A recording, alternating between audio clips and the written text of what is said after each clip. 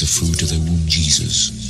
Holy Mary, Mother of God, pray for us sinners now and at the hour of death. Amen. Behold the handmaid of the Lord. Be it done to me according to your word. Hail Mary, full of grace, the Lord is with thee. Blessed art thou among women, and blessed is the fruit of thy womb, Jesus. Holy Mary, Mother of God, pray for us sinners now and at the hour of death. Amen. And the Word was made flesh, And dwelt amongst us. Hail Mary, full of grace, the Lord is with thee. Blessed art thou among women, and blessed is the fruit of thy womb, Jesus. Holy Mary, Mother of God, pray for us sinners now and at the hour of death. Amen. Pray for us, O Holy Mother of God. That we may be made worthy of the promises of Christ. Pour forth, we beseech you, O Lord, your grace into our hearts, that we, to whom the incarnation of Christ, your Son, was made known by the message of an angel, may by his passion and cross be brought to the glory of his resurrection, through the same Christ our Lord. Amen.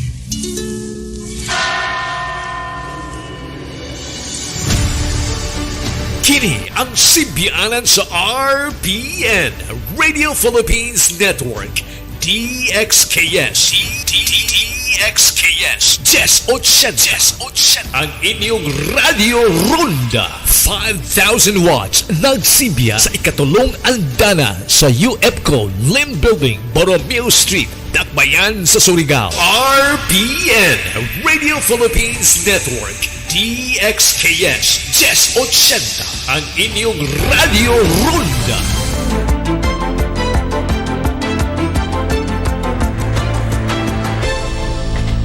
The Education Department is requiring schools to hold in-person classes before the year ends. AC Nichols tells us what the DepEd plans to do when COVID-19 cases increase. In about 4 months, in-person classes are projected to be back in full swing. Education officials, through a department order, are directing all public and private schools to operate on full capacity by November 2. And everybody who is enrolled should abide by the department order, and parents are also encouraged to ensure that their students go to school. Again, we're trying to do some education or learning recovery, so this is the right time for us to undertake the face-to-face. Classes in public schools will begin on August 22. The Department of Education, or DepEd, says schools should slowly undergo the transition to full capacity operation, from thrice a week in-person classes to 4 and then 5 times a week. Hindi ho sila natututo masyado sa bahay, yung mga online lang ho eh. Kaya gusto ho namin, face-to-face na po. Kasi meron mo yung apo ko, may bakuna na eh. Face-to-face daw gusto niya. Teachers groups welcome the move, saying physical classes are critical in addressing the learning gaps in a remote setup. However, they ask for more personnel to ensure quality of education and the safety of students. Hiring more teachers, they say, can help reduce class size in public schools. In urban areas, some classes hold up to 100 students. Kailangan po natin matiyak na yung mga bata ay hindi magsiksikan sa school, no? Baka congested yung ating classrooms, no? So tingin namin at least po 25 per classroom po, no? So per class, no? At yung teacher po natin talagang madadagdagan yung teaching load niya. Based on the department order, students are not required to get inoculated against COVID-19. Wearing of masks is mandatory, and physical distancing must be observed whenever possible. So what happens when COVID-19 cases continue to go up? Regardless of the alert level, tuloy ang face-to-face. However, DepEd will give in and follow if the IATF, Management of Emerging Infectious Diseases, who decide that a certain local government unit will lock down or would recommend or approve that certain classes in a specific region or local government unit would go back to this distance learning. So tingnan po natin yan on a case-to-case basis. Education Chief Sara Duterte earlier said she will push for full in-person classes to address the negative impacts of the health crisis on Filipino students. AC Nichols, CNN Philippines.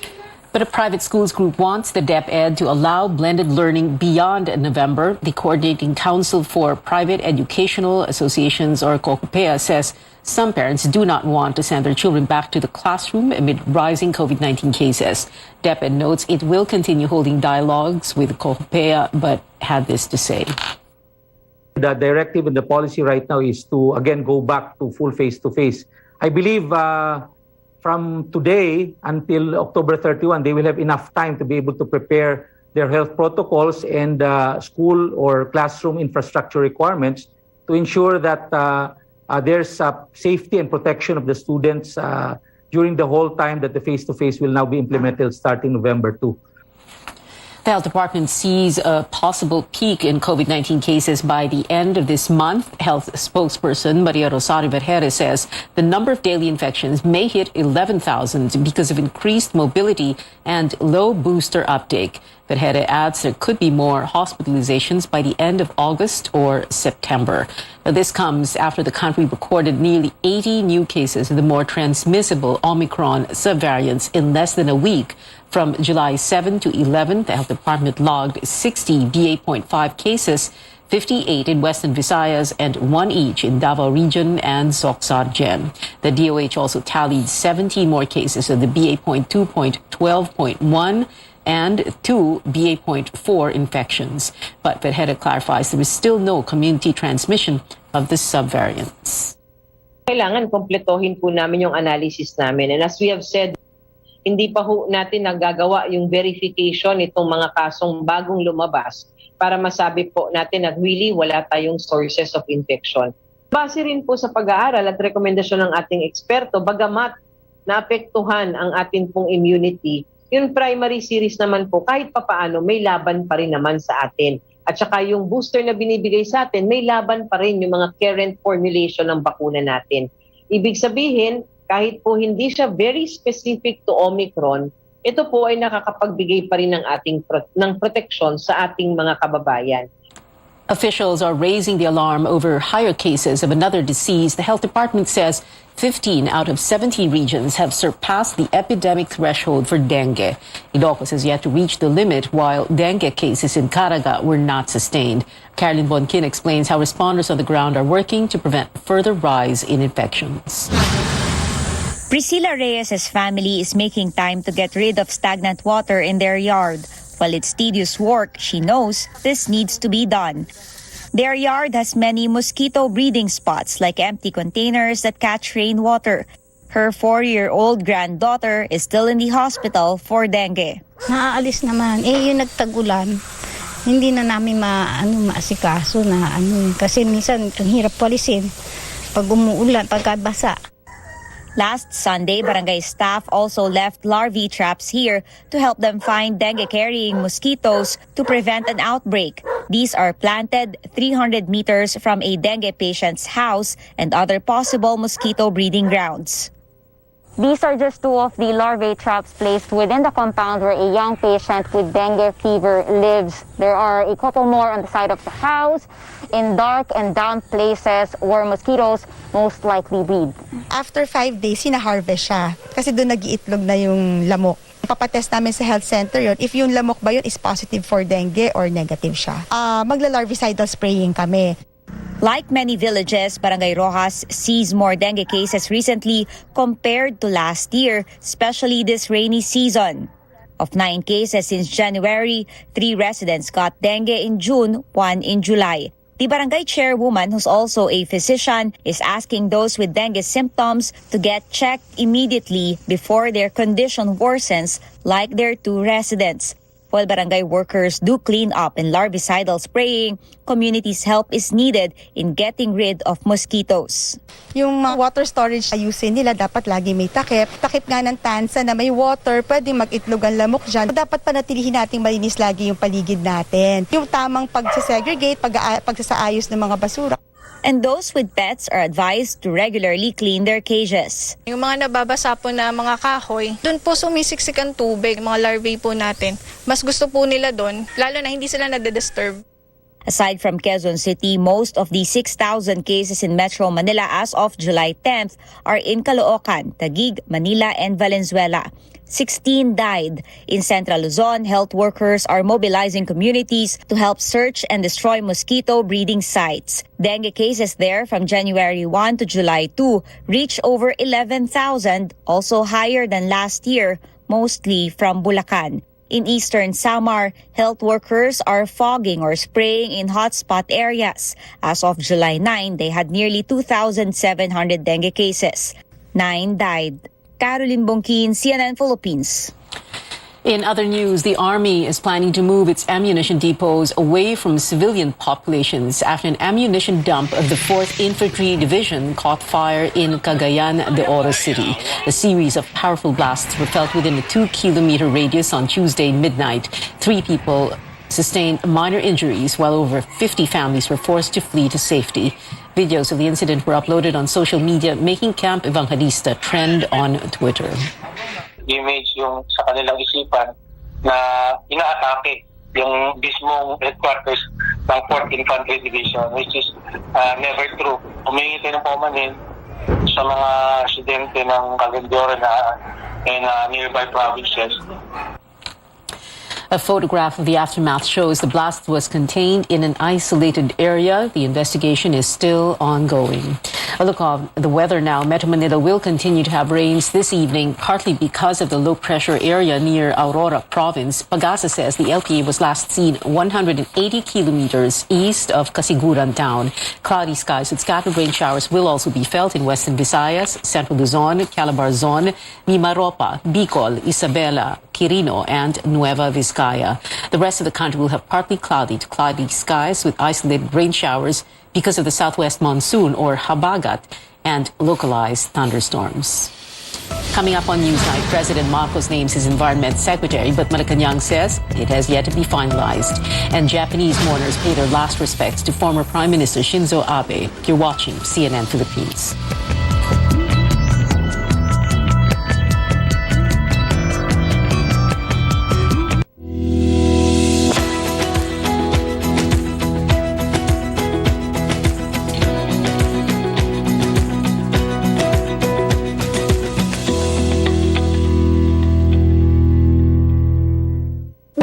MX3 dahil ito ay napatunayang may alpha, beta at gamma mangosteen. MX3 capsule helps avoid pain discomfort para iwas sakit. Tested and proven na low sodium, cholesterol-free at fat-free. Dito ako sa tunay, natural at original. MX3. Mahalagang paalala, ang MX3 capsule ay hindi gamot at hindi dapat gamiting panggamot sa anumang uri ng sakit. Fried chicken? Timplang happy! With easy-to-cook Magnolia Chicken Timplados. Iba't ibang sarap ng chicken, kaya. Anong Magnolia Chicken Timplados mo? Iba't ibang easy chicken sarap. It'll light you heaven style. Sa bagong barkada, GSM Brew ang kasama. We choose GSM Brew. Choose much strong. Dahil ito ang GSM Brew. Beyond bringing power to all, we're taking steps to produce and deliver Earth-friendly energy today and for our children's tomorrow.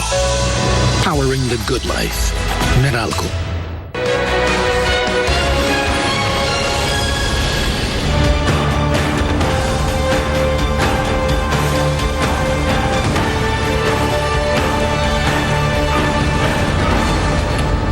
Welcome back to CNN Philippines. President Bongbong Marcos nominates a disaster resilience expert as the new Secretary of the Environment Department. Malacanang says Mr. Marcos is looking to appoint Tony Yulo Loizaga as DNR Chief, subject to the fulfillment of required documents. Yulo Loizaga was chairperson of the International Advisory Board of the Manila Observatory, where she advocated for more scientific research on climate and disaster resilience. She was also technical advisor of the Philippine Disaster Resilience Foundation. Lawyer Rafael Lotilla is not yet the Energy Secretary. That's according to Press Secretary Trixie Cruz Angeles. She explains Lotilla, who is Mr. Marcos's choice to lead the agency, is currently an independent director of Aboitiz Power and Enexor. The law states no officer of any private company shall be eligible as secretary within 2 years from his or her retirement or resignation. Angeles adds it has yet to be determined if Lotilla is an officer of the company. Meanwhile, Solicitor General Menardo Guevara says they will discuss the matter internally and study any legal repercussions of Lotilla's appointment. President Marcos leads his second cabinet meeting virtually as he recovers from COVID-19. Budget officials laid down recommendations to improve the 2023 spending plan amid the crisis. Other topics include transportation programs and the build, and infrastructure projects. Cabinet officials stayed at the presidential guest house in Malacanang for the meeting. More than half of Filipinos want the new Marcos administration to prioritize rising inflation. A survey conducted by Pulse Asia last month shows 57% of Filipinos worry about the increasing prices of basic goods and services. Inflation hits its fastest rate in nearly 4 years in June at 6.1%. Other urgent concerns include wages, poverty, and job creation. Filipinos also want the government to fight corruption and criminality and to provide subsidies for those who lost their livelihood because of the pandemic. Only 7% of Filipinos see the need for the new administration to stop the spread of COVID-19 despite increasing cases. The survey was conducted among 1,200 respondents who were allowed to choose up to 3 concerns.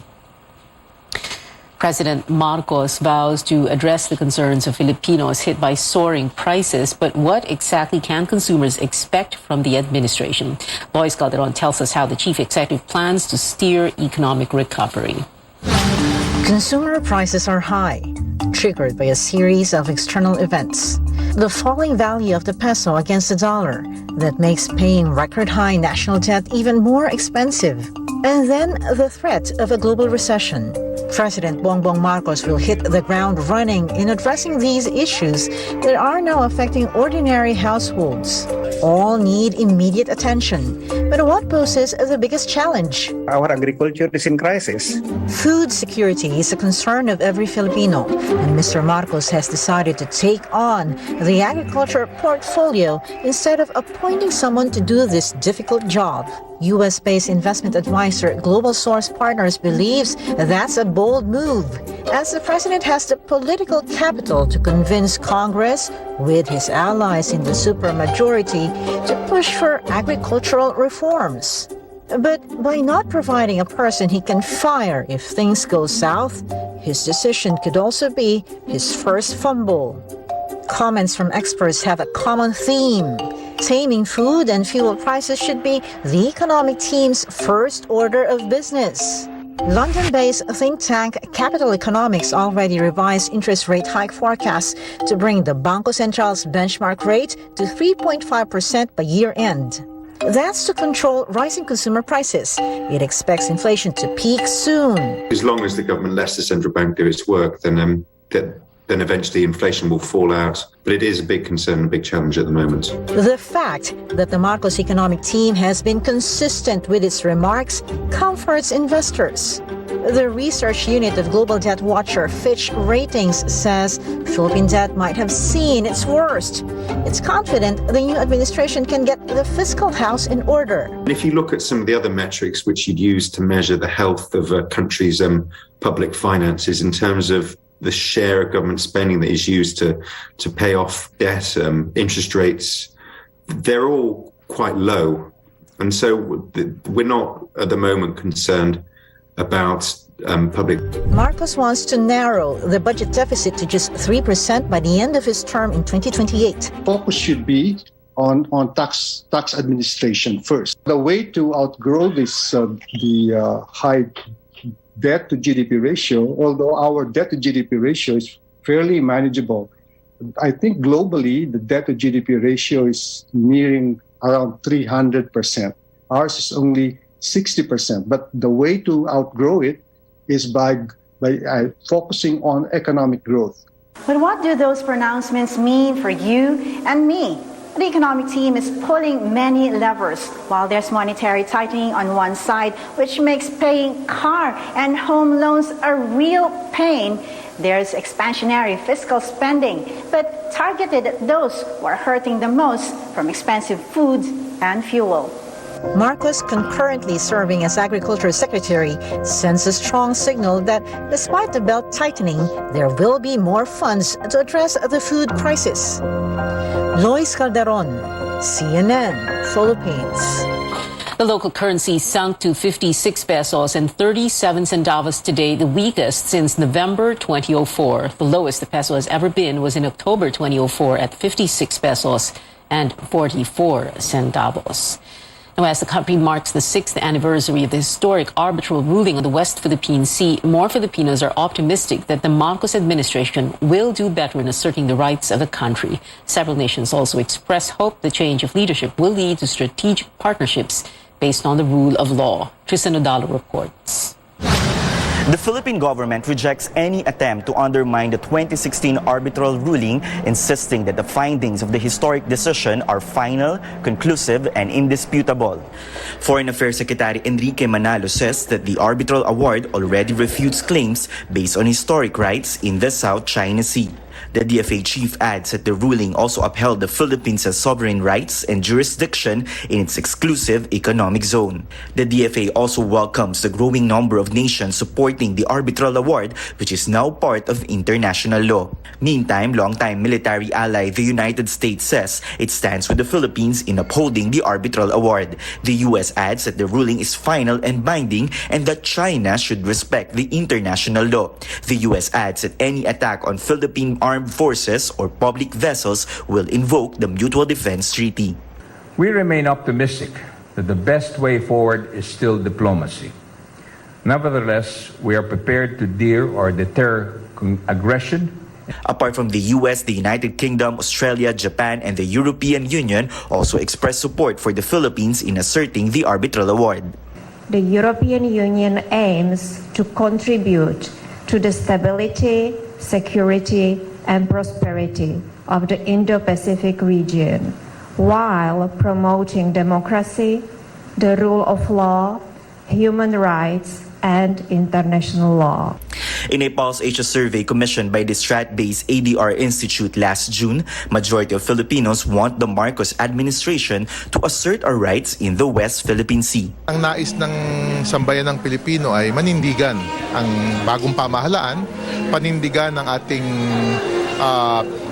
what we won 6 years ago na may siguro lumalabas may pagkukulang ang previous government. China repeatedly insists that the arbitral award is illegal and therefore null and void, and that the tension in the South China Sea is just a fraction of the overall Philippine-Chinese relations. Tristan Odalo, CNN Philippines. Fishermen are also stepping forward, telling the government to uphold the country's rights in the West Philippine Sea. Fisherfolk group Pamalakaya staged protests aboard their boats at the Laguna de Bay and Manila Bay. Pamalakaya wants the Marcos administration to assert the Hague ruling to defend the country's, quote, national sovereignty and territorial waters. President Marcos has said he would not compromise the country's sovereignty in any way.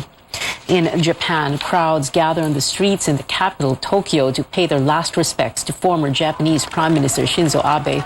The hearse carrying Abe's remains left the centuries-old Zojoji Temple, where a private funeral service was held for family and close friends. Abe's remains traveled from the temple to the Kirigaya Funeral Hall for cremation. The former Japanese leader was assassinated while giving a speech in the city of Nara on Friday. Back here at home, you can still fold a new 1,000 peso bill despite viral posts saying otherwise. The Bangko Sentral reminds retailers and banks to keep accepting folded banknotes, whether polymer or paper, for payment. This after a netizen claimed that a mall refused to accept her folded 1,000 peso bill. In a statement, SM Supermalls denied this, telling the public that folded banknotes are still accepted in its stores, except those that are mutilated, stapled, and ripped from the removal of staple wire. More stories ahead. A sneak peek at a stunning view of the early universe in a first-of-its-kind image from NASA. And in sports, one more match for the Philippine women's football team as they go for a sweep in the group stage of the AFF Women's Championship. You're watching Newsnight, where we go above and beyond the headlines.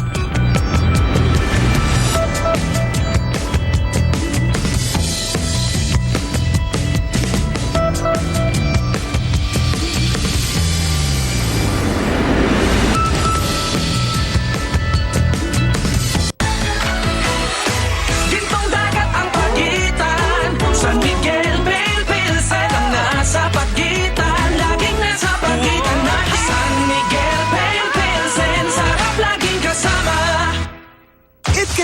adventurous out there. Buti na lang there's locally superfoods with 3 kinds of fruits that are super in many ways. First, there's our dragon fruit drink na mayaman sa prebiotics that aid digestion. Second, there's our passion fruit drink with no added sugar and high in vitamin C. Lastly, we have our mangosteen drink, good for your heart. All superfruits contain more antioxidants than your average fruit to help protect your immune system. Superfruit for super you.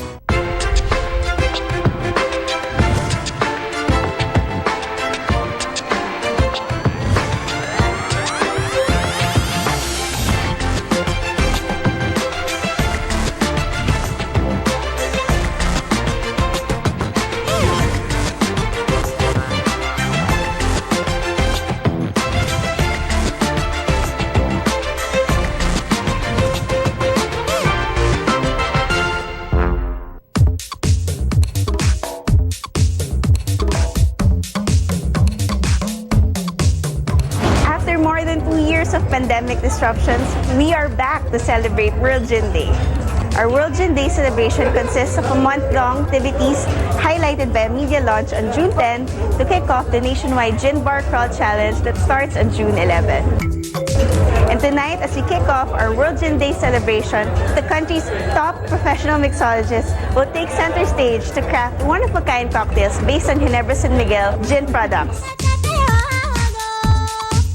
Actually, for us mixologists, it is highly adaptable, uniquely versatile, and it takes on many different strengths, flavors, and nuances. Gin's clear, pure quality is derived from a rigorous distillation process that brings out the best flavors.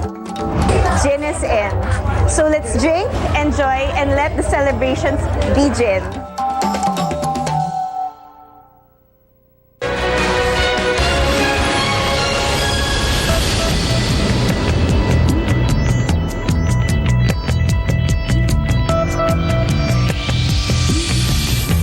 You're watching Newsnight. In football. Can the Philippines cap off the group round of the AFF Women's Championship with a flawless record?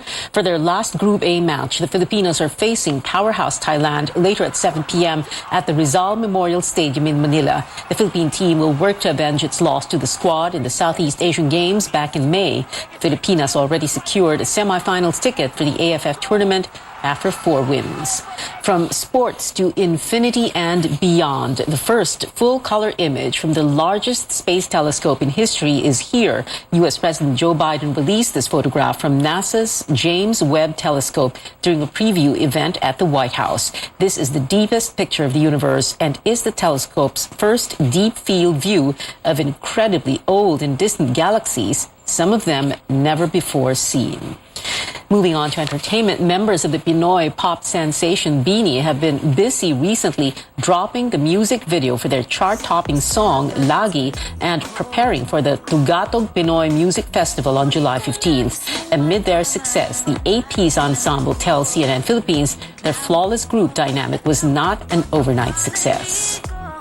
From different parts of the Philippines po, may taga Cebu, Bohol, Nueva Vizcaya, Isabela, everywhere po. So, parang lumaki po kami with different beliefs po, perspective, and life. So, nung nagkita-kita po kami at first, hindi po kami naging okay kasi syempre, iba-iba po kami ng kinalakihan. Ngayon po na magkakasama na po kami for almost 3 years na. 3 years na and counting. So, mas nabibuild na po yung chemistry namin sa isa't isa. This one's for fans of the popular American reality show RuPaul's Drag Race. Actor Paolo Ballesteros will host the local adaptation Drag Race Philippines. The show begins streaming August 17th. From drag queens to pageant queens, the country is among the top 3 in the Miss Supranational Talent Competition alongside India and Japan. Philippine bet Allison Black presented a stunning ballet piece for her entry. Find out if Allison is bringing home the crown from Poland with the Miss Supranational pageant airing here on CNN Philippines this Saturday, July 16 at 12 noon. And stay tuned for Mr. Supranational showing the next day. And that is it for now. Join me again on News.ph at 7 p.m. I'm Pia Ontiveros for Newsnight, where we go above and beyond the headlines.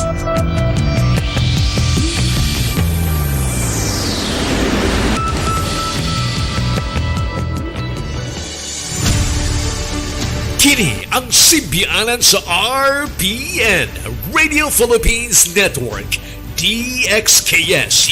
DXKS 1080. Ang inyong Radio Ronda. 5,000 watts nagsimbiya sa ikatulong andana sa UFCO Lim Building, Borromeo Street, Dakbayan sa Surigao. RPN, Radio Philippines Network, DXKS 1080. Ang inyong Radio Ronda.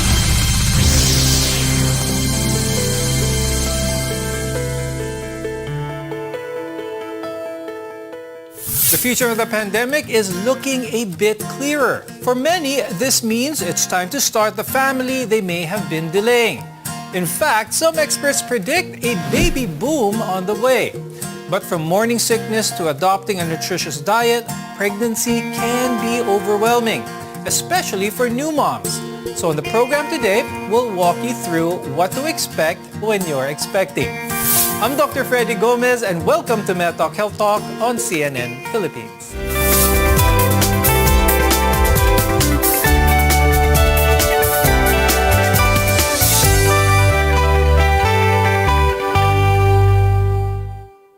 The key to a strong baby is a healthy pregnancy. Our guests are here today to tell us more about this.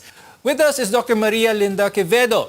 She's an OB-gynecologist from the Asian Hospital and Medical Center and the head of maternal fetal medicine. We're also joined by Ms. Alodia Mercado, who is a clinical psychologist from AMAC Psychological Services. Thank you both for joining us on this program today. Now, whether you're having your first, second, or even third child, deciding to have a baby is a very big step for any family. Now, Ms. D, what are some factors to consider kaya before deciding that a baby is going to be added to that family? What are some of the emotions that first-time parents would normally feel at this moment?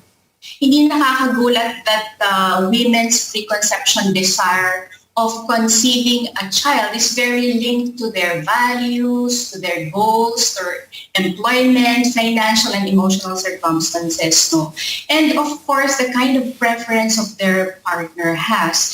All of this have to come on a first issue of pregnancy. It is very important na handa ang isang babae bago siya magbuntis. Is there a point where someone can really say, you know what, ready na ako to have a baby? Sociologically speaking, there is no exact time or date no kung kailan tayo talagang sobrang ready when it comes to pregnancy. Napakahalaga na mai-posisyon natin yung isang taong magbubuntis doon sa kapasidad niya to develop a fetus inside her womb. Like physically, no, ready ba yung katawan niya? Meron ba siyang condition emotionally that she has to actually deal with before getting pregnant? So let's talk about that naman, the physical readiness ng isang babae to have a baby, because having a baby changes a lot of things, not just for the woman involved, but for the couple. So having a healthy pregnancy begins even before you get pregnant. For one, you need to understand your fertility as well as your ovulation cycles. Now, Dr. Quevedo, let's discuss that. Why should expecting moms track their fertility? Yes, assuming they have a menstrual cycle, we all know that peak fertility for every woman would be about 20 to 24 weeks age of gestation. So by the time the woman reaches 40, sometimes fertility drops as much as 95%. And like Ms. D said, nowadays, women have the option now to delay reproduction. Normally, a couple with unprotected coitus for 1 year should get pregnant. And particularly for women beyond 35 weeks age of gestation, if they have unprotected coitus for more than 6 months and nothing happens, again, this is the time to refer to your favorite reproductive endocrinologist. Dr. Quevedo, you bring up a good point. You mentioned how if in 6 months there's unprotected coitus and they're trying to have a baby, hindi nangyayari. One of those factors was stress. Stress at work, stress at home. How big of a factor can stress influence the fertility of a woman? I cannot give you a ballpark figure on this, but definitely it factors in greatly in the ovulatory cycle of a woman. Now, Dr. D, let's talk about stress for that matter. It's really popular, especially here in the culture here in the Philippines, na kapag may bagong kasal, they expect na may baby soon after. Maybe a year, maybe 2 years after kasal, may baby na. Does this put some undue stress on the mother or on the couple, leading to even more difficulty in trying to conceive? Yes, Doc Freddy, no, napaka-importante ng role of stress and stressors sa kapasidad ng isang babae to conceive a baby, no. And these pressures going on in the environment of a couple or from an individual just like a woman is actually making an increase in the release of cortisol level or these hormones. This actually is a very great factor or an important factor in one's capacity to produce a baby, Doc Freddy. I'd like to ask Dr. Quevedo, so once the woman is now pregnant or she has conceived the baby, how soon should she get her body ready in terms of nutrition? Well, actually, preparation for pregnancy should be starting in the preconception period, no? It is best that the woman is in prime condition before she attempts to get pregnant. This would lower the risk for complications for both the mother and the developing fetus.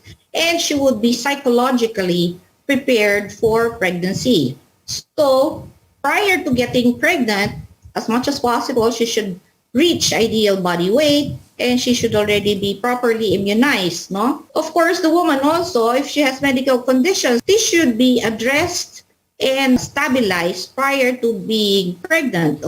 And she should already start with her supplements such as her folic acid, which is imperative for the development of normal central nervous system for the developing fetus. That's true, Dr. Quevedo. But despite following all of that and trying their best to be physically prepared, sometimes complications can't be avoided or prevented during pregnancy. When we return, what to do if they arise. We're your partner in healthcare. This is MedTalk Health Talk.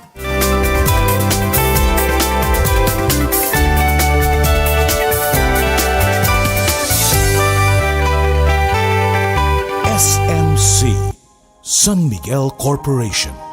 Bisag unsang industriya ang sudlan niini, tinguha sa SMC ang pag-uswag o paglambo sa mga Pilipino. Karon, gikan sa SMC, aniya na ang SMC Davao Cement. SMC Davao Cement, gama sa Davao para sa Mindanao. SMC Davao Cement, ato ni Bay. Protektahi ang imong mga mata batok sa delikado ug makadaot nga ultraviolet nga silaw sa adlaw ug uban pa. Pinaagi sa pagsulob og eksakto nga prescription sa antiyohos o antipara. Likay ang mga sintomas sama sa hanap nga pananaw sa layo o duol nga basahon, sakit sa ulo ug uban pa nga makaapekto sa atong kahimsog nga ang hinungdan depekto sa atong mga mata. Alang sa kumpleto nga primary eye care, contact lenses, fashion eyewear, computer eyeglasses, sunglasses, accessories ug uban pa, adto kita sa AG Buñuel Optical Clinic. Ang AG Buñuel Optical Clinic nagpahinumdum kanato nga ang kahimsog sa atong mga mata usa ka prioridad nga angay ipa-check up kausa matag tuig aron pagsiguro nga luwas kita sa piligrong mga sakit. Pinaagi sa lisensyado og qualified optometrists nga maoy mo prescribe sa eksaktong kagamitan og kung primary eye care ang paghisgutan. Duaw lang silang buhatan sa 3636 sa Nicolas Street, Surigao City ug adunay ilang extension office sa Aurelianida Street, Cantilan, Surigao del Sur. Ayaw kalimti higala, AG Buñuel Optical Clinic. Ang AG Buñuel Optical Clinic doon na branch dito sa lungsod sa Dapa sa may Lupis Haina Street, Poblasyon Dapa, Surigao del Norte. Ang AG Buñuel Optical Clinic dinhi sa syudad ng Surigao. No transfer na sa bag-ong location sa Nicolas Street, Ragyahapon, tapad sa Garcia Hotel at bang sa Unicity. Ang Riverside Parts Master Incorporated na sa ilang bagong location sa Dalan, Burgos, ning atong syudad. Mahimo niyong tawagan sa telephone number 231-7478 or 826-3663. Mga produkto nga inyong mapalit, genuine, Makita Power Tools sama sa planer, drill, grinder, Triton paints, construction supplies, angle bars, flat bars, GI pipes, automotive spare parts, Firefly electrical devices sama sa switches, bulbs ug outlets. Adto ang Riverside Parts Master Incorporated sa ilang bagong pwesto sa Dalan, Burgos ning syudad. Makahangyo ka o makabarato pagyod diha sa Riverside Parts Master Incorporated. Aniya na ang food supplement nga kumpleto, sakto o aprobado. Ang Calabo Plus Herbal Capsule. Calabo Plus Herbal Capsule. Maayo alang sa pag-maintain sa inyong maayong panglawas, kahimsog ug kapiskay sa mga pamati. Calabo Plus Herbal Capsule. Pakusog sa enerhiya ug stamina, mupalikon sa imong immune system. Calabo Plus Herbal Capsule. Andam sa pagpakigbatok sa mga nagkadaiyang balatian. Musulay bumaka sa uban, diri na kita sa kasaligan. Calabo Plus Herbal Capsule. Calabo Plus Herbal Capsule. A quality product of Jesser Marketing. Mapalit na karon sa mga butika. RPN Radio Philippines Network. Radyo Ronda DXKS Surigao. Member, kapisanan ng mga broadcaster ng Pilipinas.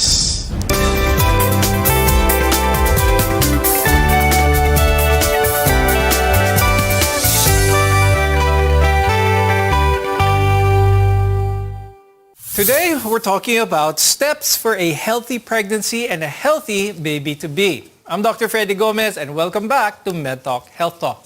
A common condition that affects a lot of pregnant women is morning sickness. Now, this usually occurs within the first few months of pregnancy or may progress further. And although it's called morning sickness, it can happen at any time of the day. Dr. Quevedo, why does this happen? What should a first-time mom expect? Well, you call this hyperemesis gravidarum, no? It may be so bad that the patient may need hospitalization for rehydration. We would advise these women to avoid taking 3 full meals but having small, frequent feedings. A follow-up question to that. With many bodily changes, a woman who is preparing for a baby sometimes often reports that their sense of smell heightens. Why does this occur naman? It is because of the hormones of pregnancy. So we try to tell them to avoid very tasty fried foods. It's better that they take bland foods, and sipping ice chips would even help.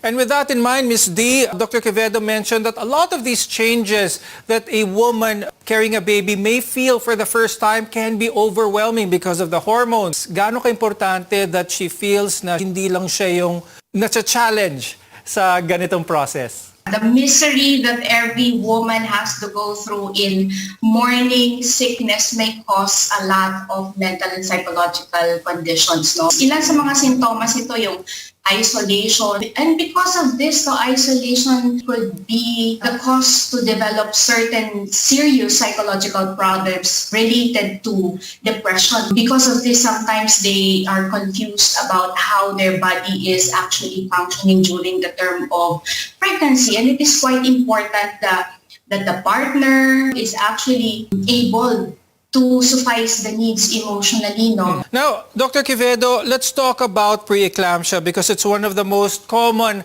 high-risk conditions during pregnancy. What is it? How does it happen? Well, preeclampsia is new-onset hypertension, no? What is important is we identify those women at risk for developing preeclampsia.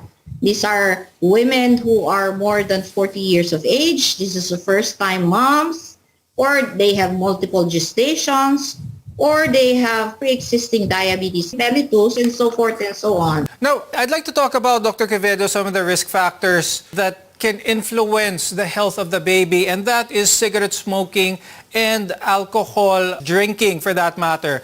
Now, how big of an impact can this have on the baby? During the entire pregnancy and preconception, we already advise the women to stop smoking and to stop drinking alcohol. We know that taking of alcohol can give your fetal alcohol syndrome, and this will result to small babies. There may be facial deformities in the developing fetus. For smokers, likewise, you will have small babies. You may have sudden infant death syndrome. There may be fetal digital anomalies. So to avoid all this, you have to advise the women to stop smoking, and even the fathers. Now, Dr. Quevedo, let's go back to preeclampsia because this is the most common complication here in the Philippines when it comes to moms and especially first-time moms. Is there a screening process in order to catch this early? Well, the easiest way is to do the mean arterial pressure, no? We check if it's higher than 90, probably this woman would have preeclampsia. And there are also higher screening serum tests such as placental growth factor.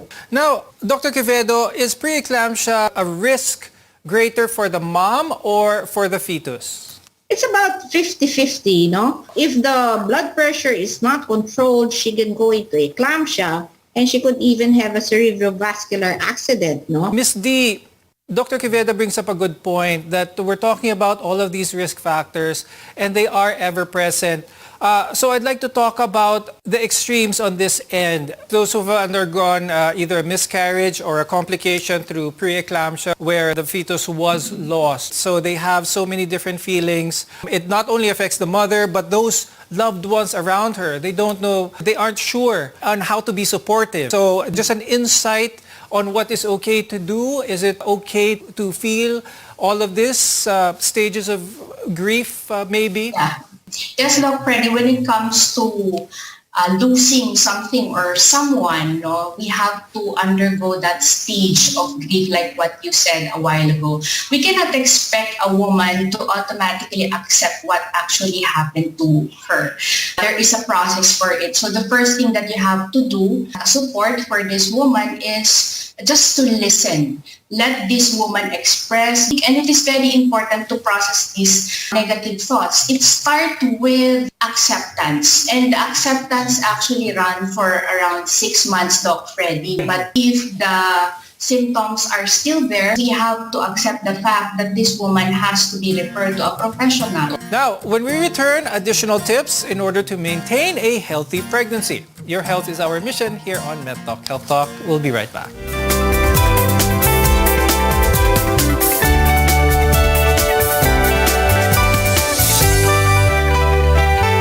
SMC, San Miguel Corporation. Bisag unsang industriya ang sudlan niini, tinguha sa SMC ang pag-uswag o paglambo sa mga Pilipino.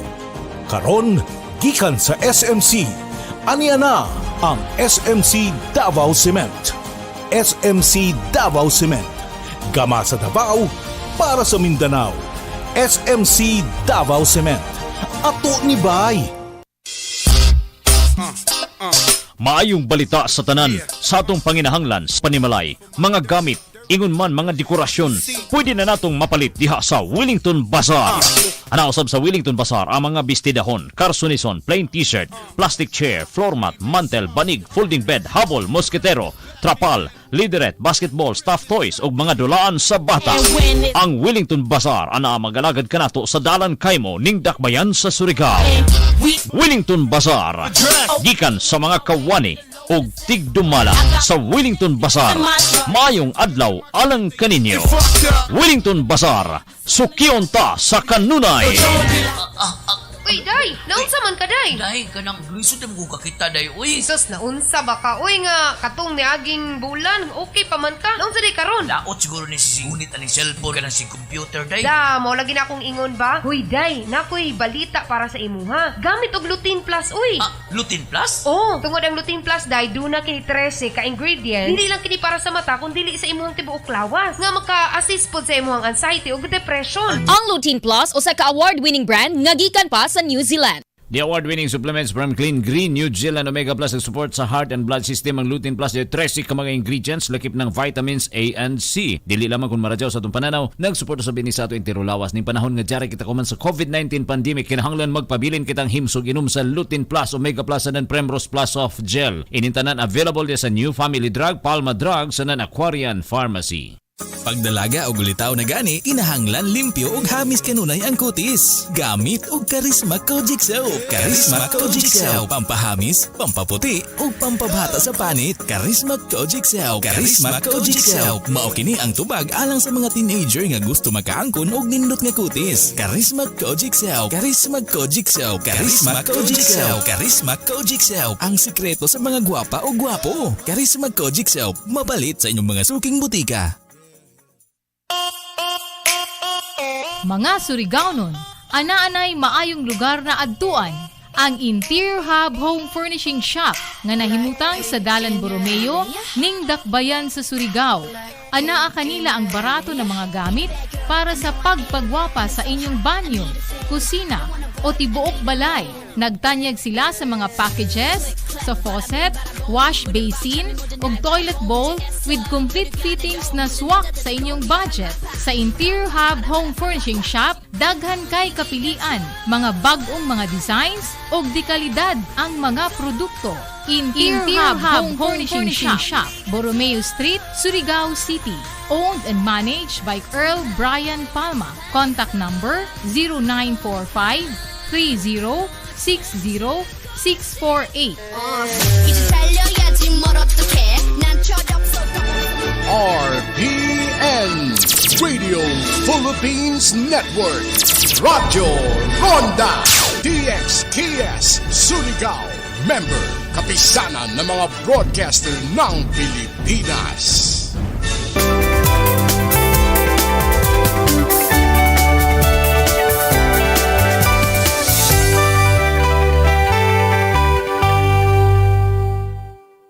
I'm Dr. Freddy Gomez, and this is MedTalk Health Talk, where your care always comes first.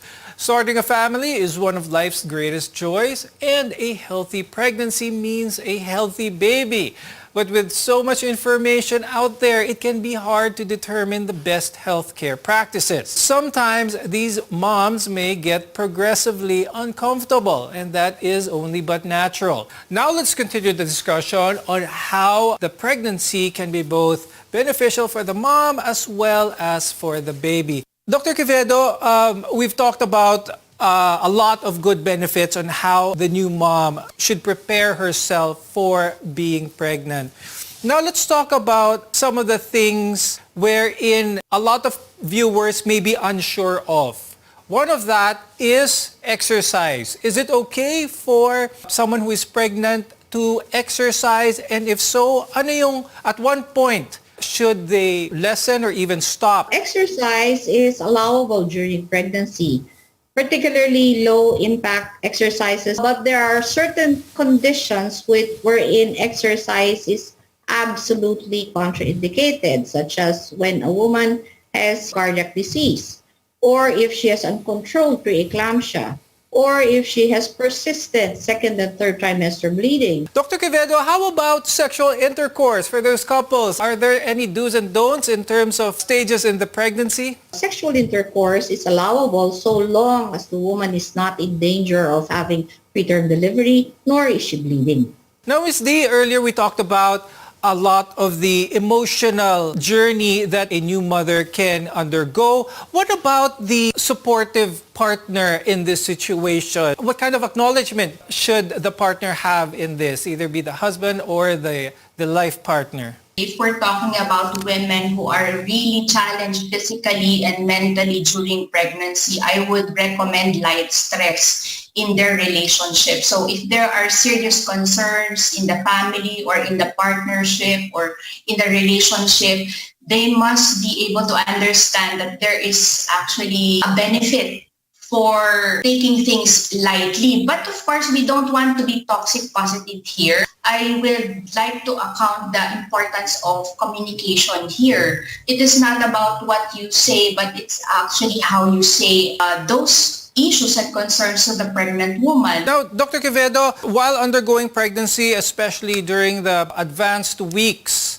the mother may feel a lot of problems when it comes to joints and pains, especially low back pain for that matter.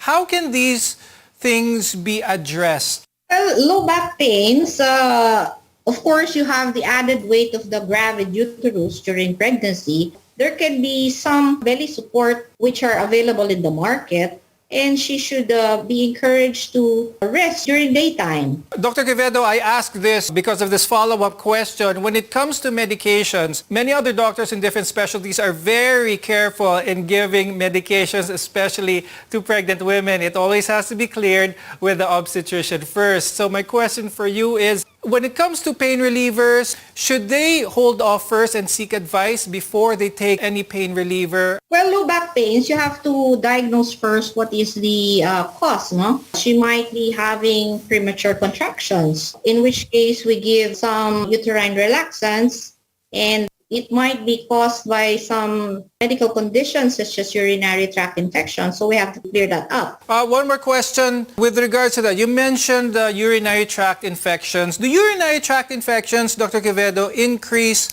when a woman is pregnant? We have to address if there is a urinary tract infection present, because this may become an ascending infection intrautero and may adversely affect the developing fetus. So we have to address all infections. Asymptomatic bacteriuria, which is urinary tract infection, which the mom doesn't feel anything at all, has to be checked periodically. And it's pretty common in pregnancy. Unfortunately, that's all the time we have. But before we go, Dr. Quevedo, do you have any additional tips? We have a lot of moms who are still undernourished. So it is imperative that you have your daily recommended allowances for your micronutrients and your macronutrients.